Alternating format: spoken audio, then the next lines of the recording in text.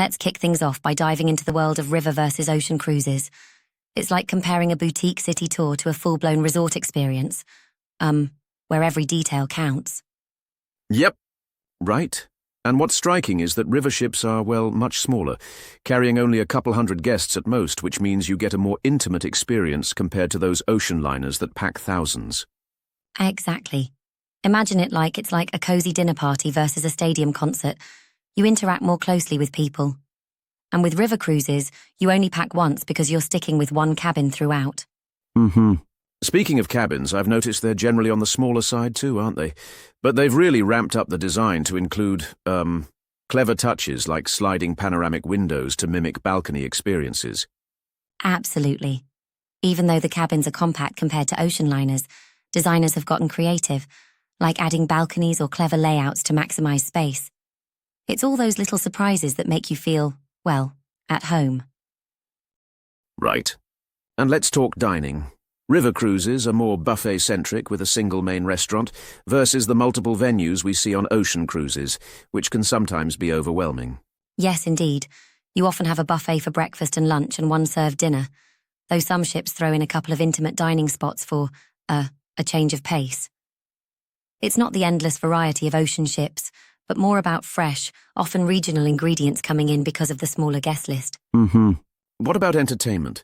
I mean, ocean cruises tend to dazzle with big shows and comedy acts, right? Right. Ocean liners are like moving amusement parks, but river cruises keep it low-key. Think resident pianists, folk dance performances, the occasional cooking demo, or a wine tasting. It's not about the flashy productions, it's more cultural, intimate, and focused on the destinations. Yep. And those destinations are really the heart and soul with river cruises. You get off at a new port every day, sometimes even hitting 2 in a single day, which is exhilarating but can also be, a bit tiring if you're not used to it. Exactly. The itinerary is port-intensive, so you're literally stepping right into the culture each day. It's more of a guided cultural immersion compared to the endless sea days of ocean cruising, where the journey is part of the luxury. Yeah. Right. Though I do wonder, don't some travellers prefer the idea of fewer land interactions and more time on board? Like, isn't it a trade-off between multiple ports and, say, luxuriating on deck? Well, that's a fair point. Some folks might find the constant shore excursions a bit draining, especially if they care about relaxation more than sightseeing. But then, the river cruise experience literally drops you into town, avoiding those long, impersonal terminal walks that ocean cruises often have. That's true. Getting right into the heart of a city is a major plus. And there's also that point about the schedule. River cruises typically set sail at night with shorter actual cruising times, right? Exactly. With fewer sea days, most of the travel is done while you're, snoozing away or barely noticing the movement. Except in places like the River Douro in Portugal, where daylight sailing is the rule. Yeah. Then there's the all-inclusive aspect. I've heard river cruise fares, although sometimes pricier, often cover wines, beers, specialty dining, and even shore tours. Seems like a refreshing departure from all the little extra fees on ocean ships. Absolutely.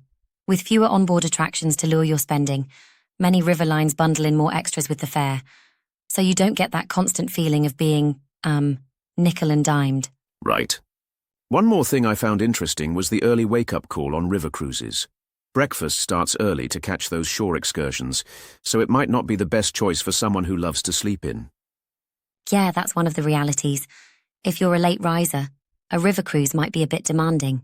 The day often starts around 7:30 or 8 in the morning, which contrasts strongly with the leisurely mornings on ocean liner vacations. And then there's the docking experience. Instead of those long strolls from remote ports, riverboats dock right in town centres. It truly accentuates the immersive urban experience for most travellers. Yep. Lastly, it's interesting that the distances between ports are shorter on river cruises. That means you're not covering vast distances, but it allows for more frequent stops and, easy scheduling contingencies if weather disrupts navigation. Exactly. Sometimes high water or low water levels can delay the cruise, but the operators generally have neat backup plans, transfers by bus or switching to sister vessels, ensuring that you still hit your planned destinations. Right. So, when you put all this together, it sounds like river cruises offer a rich, culturally immersive experience with their focused itineraries, even if you sacrifice a bit of onboard extravagance that ocean cruises boast.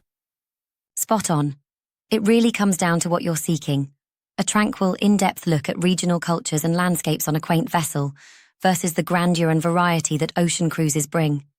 I mean, it's like choosing between, a gourmet tasting menu or an all-you-can-eat buffet. That analogy makes it crystal clear, and though some might say river cruising provides less luxury in terms of onboard amenities, I'd argue that its charm really lies in the authentic experiences and the convenience of unpacking just once. Agreed, though I do respectfully wonder if, for some travellers, the trade-off might seem a little too compromising on comfort, especially if they're used to the opulence of ocean liners. But it's definitely not a one-size-fits-all, scenario. Yep, exactly. It really comes down to personal preferences. For those craving intimate cultural encounters and less transit hassle, river cruises are a dream. For others, the vast array of onboard activities and a sense of endless adventure that ocean cruises offer might win out. In any case, these 11 insights highlight exactly how different each cruising style is.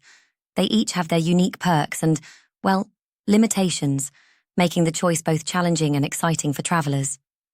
Absolutely. This has been a super engaging breakdown. Really makes you appreciate the nuances of each experience. Plus, it's fun comparing the practicality of a guided river tour to the grandeur of an ocean voyage. Totally.